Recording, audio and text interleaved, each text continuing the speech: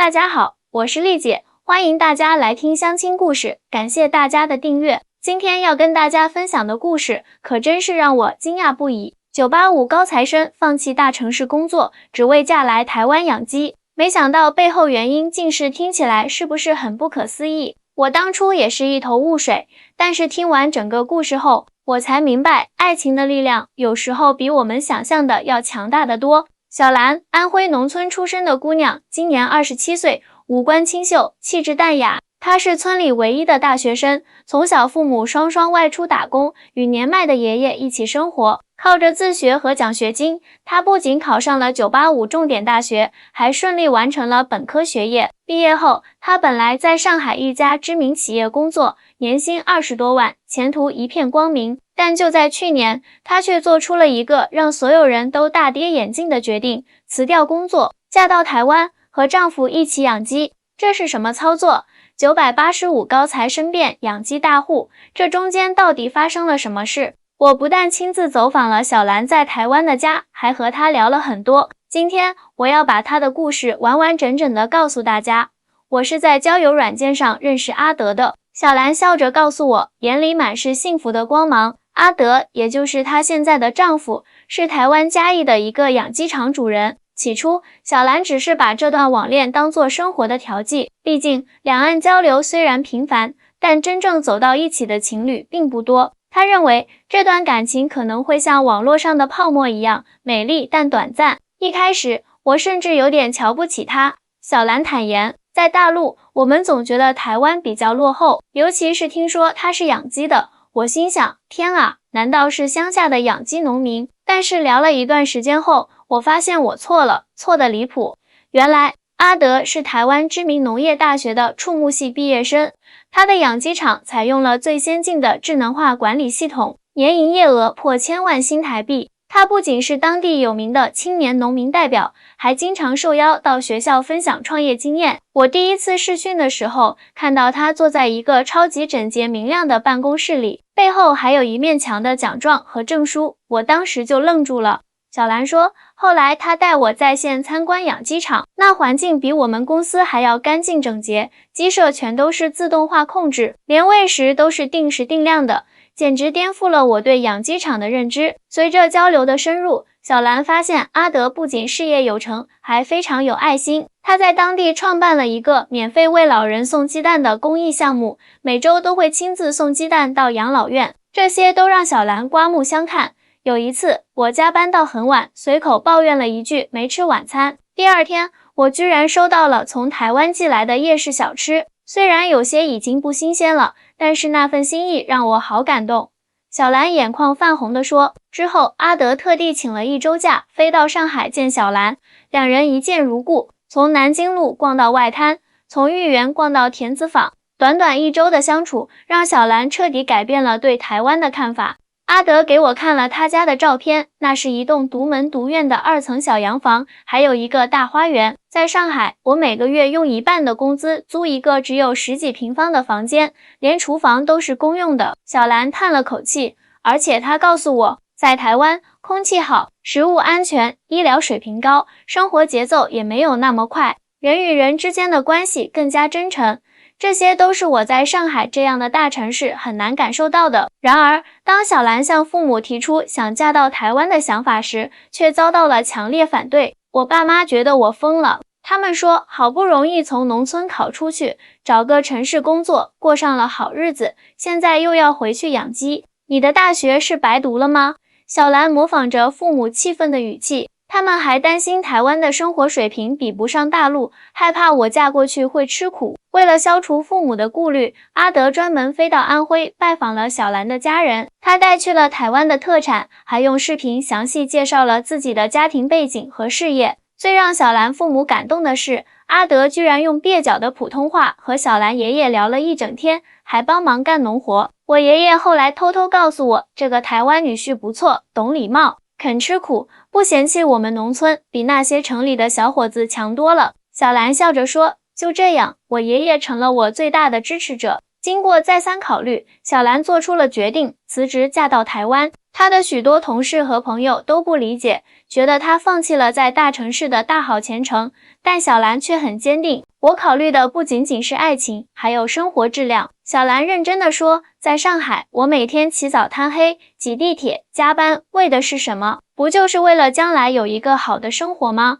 但是我发现，这个将来可能永远不会到来。房价高得离谱，竞争压力大，人际关系复杂，而在台湾，我可以马上拥有一个舒适的生活环境，还有一个真心爱我的人。去年10月，小兰和阿德在台湾举行了婚礼。婚礼虽然不大，但温馨感人。小兰的父母和爷爷也专程赴台参加。我爸妈看到阿德家的房子和养鸡场后，彻底放心了。他们说，原来台湾的生活水平这么高啊，你嫁得比我们想象的好多了。小兰笑着说，眼睛里满是幸福的泪光。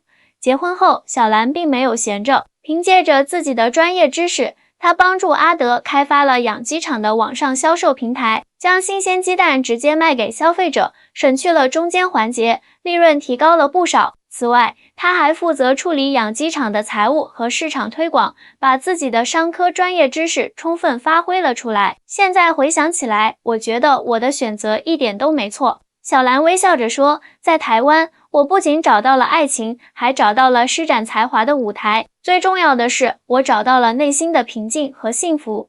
小兰和阿德的故事让我深受感动。这不仅仅是一个爱情故事，更是一个关于人生选择的故事。有时候，幸福就是这么简单，不在于你在哪里，而在于你和谁在一起，以及你的内心是否真正得到了满足。但是，这个故事还没完，因为在我深入采访后，发现了更多令人惊讶的细节。想知道小兰在台湾的生活是否真如她所说的那么美好？她是否真的适应了台湾的生活？她的选择背后有什么更深层次的原因？敬请期待下集分解。接下来，让我来揭露小兰在台湾生活的真实情况，以及她的选择背后那些不为人知的原因。首先，我必须承认，小兰确实过得很幸福，但适应台湾生活的过程并非一帆风顺。刚来台湾的时候，我也遇到了不少困难。小兰坦言，虽然同样说中文，但很多用语和习惯都不一样。比如说，我习惯说垃圾桶，但台湾人叫垃圾桶，大陆叫土豆，台湾叫马铃薯。大陆说打的，台湾说搭出租车，这些小差异一开始真的很让我困惑。语言只是小问题，更大的挑战来自于文化差异。小兰告诉我，大陆和台湾虽然同根同源，但几十年的分隔还是造成了不少差异。大陆人做事雷厉风行，讲究效率，台湾人则比较注重过程和人情味。小兰分析道，刚开始我总是急着要把事情快速解决，但发现台湾的朋友们更喜欢慢慢商量，充分考虑每个人的感受，这让我一度很不适应，甚至有些急躁。除了文化差异，小兰还面临着来自社会的压力，毕竟陆配在台湾社会中有时候会面临一些偏见。有一次，我去参加阿德朋友的聚会，有人直接问我，你是不是为了台湾的健保才嫁过来的？我当时真的很受伤。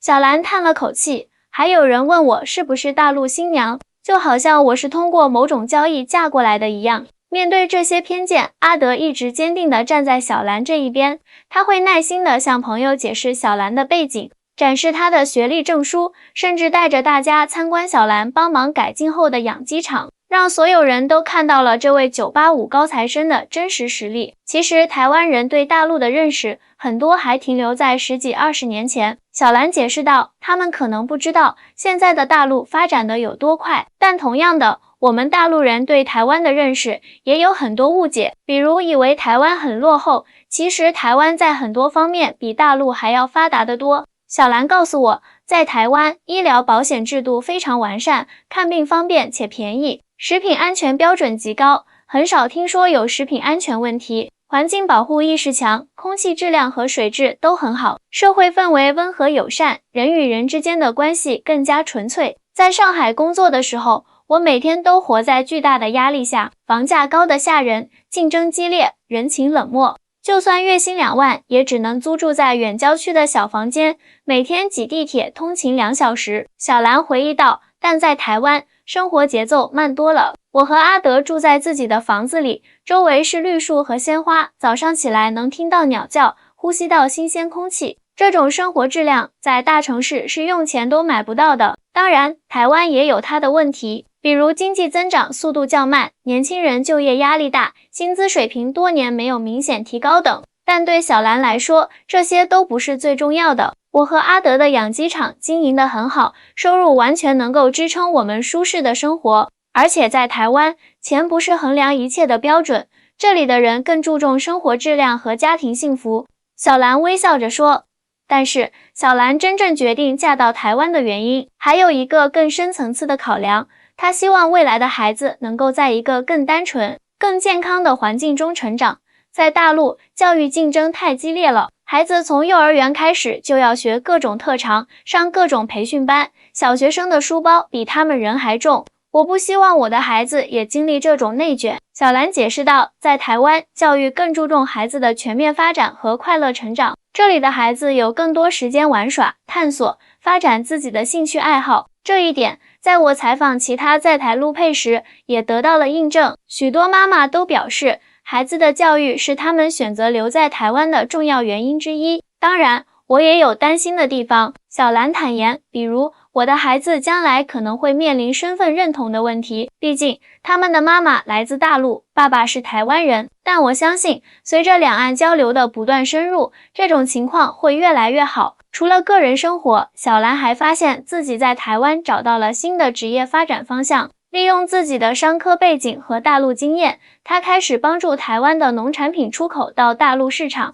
台湾的农产品质量很高，但价格也不便宜。在大陆，随着中产阶级的崛起，越来越多的消费者愿意为高质量的食品支付更高的价格，这是一个很好的商机。小兰眼睛闪闪发亮地说，我已经帮助几个台湾农产品在大陆电商平台上开设了旗舰店，销售情况非常好。这样一来，小兰不但没有浪费自己的高学历，反而找到了一个更适合自己专业背景的舞台。她的跨境电商知识和经验，在台湾农产品出口领域大有可为。有人可能会觉得，我嫁到台湾是下嫁，是浪费了自己的学历和才华，但实际上，我在这里找到了更大的发挥空间。小兰自信地说，我不仅是阿德的妻子，更是他的商业伙伴。我们一起发展养鸡场，拓展市场，这种并肩作战的感觉真的很棒。在采访中，我注意到小兰的爷爷也住在了台湾。原来，在小兰结婚1年后，他和阿德特意接爷爷来台湾养老。我爷爷含辛茹苦把我拉扯大，我不可能丢下他不管。小兰眼圈红了。幸好台湾对大陆配偶的父母有探亲签证政策，爷爷可以在台湾住上一段时间。而且台湾的医疗水平很高，老人家在这里生活很方便，空气也好，对他的身体健康有利。爷爷也很喜欢台湾的生活，他告诉我，这里的人都很有礼貌，说话轻声细语的，对老人很尊重。我在这里交了好多朋友，每天早上都一起去公园打太极拳，下午在社区中心学画画，日子过得可充实了。看着爷爷红润的脸色和开朗的笑容，我真心为小兰感到高兴。她不仅找到了自己的幸福，还能照顾好最亲的人，这种幸福是多么难得。当然，小兰和阿德的故事并非没有挑战。作为跨海婚姻，他们要面对的问题比普通夫妻更多。两岸关系的变化有时候会给我们带来一些不确定性。小兰坦言，比如签证政策的调整，可能会影响我父母来台探亲。或者两岸关系紧张时，我们做跨境生意也会受到影响，但这些都是客观存在的问题，我们只能尽力应对，不能让它影响我们的生活和感情。纵观小兰的故事，我不禁感慨，爱情和婚姻的选择，从来都不是简单的个人喜好问题，而是涉及到对生活方式、价值观、未来规划等多方面的综合考量。在物质至上的社会风气中，小兰选择了一种更加平衡的生活。他没有被大城市的高薪和所谓的光明前途所迷惑，而是听从了自己内心的声音，选择了一种他认为更有价值、更有意义的生活方式。说实话，如果我留在上海，可能现在薪水已经更高了，也许还会有更多的职业发展机会，但那又怎样呢？小兰反问道。钱赚得再多，如果没有时间享受，没有健康的身体，没有和谐的家庭，那又有什么意义？正如小兰所说，人生的意义并不在于你拥有什么样的职位，赚了多少钱，而在于你是否真正快乐，是否过上了自己想要的生活。这就是985高材生放弃大城市工作，只为嫁来台湾养鸡的真实故事。他的选择背后，是对更优质生活的追求，是对真爱的坚守，是对自己人生的负责。在这个越来越浮躁的社会中，小兰的故事无疑给了我们一些启示和思考。就在上个月，我又去了一趟台湾，专程拜访了小兰和阿德。惊喜的是，我发现他们的养鸡场比上次来访时又扩大了不少。我们现在不止养鸡了，小兰兴奋地拉着我参观他们的新设施。我们开始做有机农场，除了鸡蛋，还开始种有机蔬菜和水果，甚至养了几头黑猪。原来，小兰发现台湾对有机农产品的需求非常大，尤其是都市家庭愿意花更高的价格购买健康、安全的食品。于是，她和阿德商量后，决定将养鸡场升级为综合型有机农场。这个主意其实是爷爷提出来的。小兰笑着告诉我，她在老家就是种田的好把式，来台湾后闲不住，每天都在院子里捣鼓些花花草草。有一天，她突然说，为什么不把院子旁边那块荒地也种起来？就这样，我们的有机农场就诞生了。更让我惊讶的是，小兰居然怀孕了，已经有5个月的身孕，肚子明显隆起，脸上洋溢着准妈妈特有的幸福光彩，是个男孩。阿德忍不住插嘴，脸上写满了骄傲。我已经准备好当爸爸了，家里的婴儿房都布置好了，你要不要去看看？我跟着他们参观了精心布置的婴儿房，蓝色的墙壁上画着可爱的小动物，一个木质摇篮摆在窗边，旁边是一个装满玩具的箱子，这些玩具都是阿德亲手做的。小兰自豪地说，她每天晚上都会花时间做一个小玩具，说是要给孩子留作纪念。看着这一幕，我不禁想起了小兰当初决定嫁到台湾时提到的一个重要原因，她希望孩子能在一个更单纯、更健康的环境中成长。如今这个愿望即将实现，你们打算给孩子取什么名字？我好奇地问。我们想叫他两岸，小兰笑着回答，因为他的血液里流淌着两岸的基因，希望他能成为连接两岸的桥梁。当然，这只是小名啦，大名还在考虑中。这个名字让我眼眶一热。是啊，像小兰和阿德这样的跨海婚姻，不正是两岸民间最真实、最深厚的连结吗？晚饭时，小兰的爷爷也加入了我们。老人家精神矍铄，脸色红润，一点也不像个80多岁的老人。丽姐啊，我现在可有本事了，老人家得意地说，我学会用手机跟老家的朋友视讯聊天了，每天还在社区大学学英语呢。老师说我是班上最用功的学生。小兰在一旁补充道，爷爷在社区大学还交了一个好朋友呢，一位台湾奶奶，也是丧偶多年，两人现在天天黏在一起，连英语课都要坐在一起上。爷爷听了，脸微微一红，佯装生气地说，胡说什么，我们就是普通朋友，但脸上的笑意却怎么也掩饰不住。看来不只是小兰找到了自己的幸福，就连爷爷也在台湾找到了晚年的快乐。这种3代同堂、其乐融融的场景让我感慨万千。饭后，我和小兰坐在院子里聊天，夜空中繁星点点，微风吹过，带来阵阵花香。丽姐，有时候我会想，如果当初我没有鼓起勇气做出这个决定，现在会怎么样？小兰若有所思地说，可能还在上海的写字楼里加班吧。每天为了买房子、升职加薪而奔波忙碌，却忘了生活本来的样子。我点点头，在当今社会，太多人被世俗的成功标准所绑架，忘记了最初的梦想和追求。其实，我认识的很多陆配姐妹都有类似的经历。小兰继续说道，很多人一开始也是抱着各种担忧和疑虑嫁到台湾，但现在大多数都过得很幸福。当然，也有一些人因为文化差异或者其他原因，最终选择了分开。但无论结果如何，至少我们都勇敢地追求过自己想要的生活。这让我想起了一个数据，据统计，截至去年底，两岸通婚的数量已经超过40万对。这些跨海婚姻，正如小兰所说，有成功的，也有失败的，但每一对夫妻都是两岸民间交流的真实写照和活生生的例子。对了，还有个好消息要告诉你。小兰突然想起什么，兴奋地说，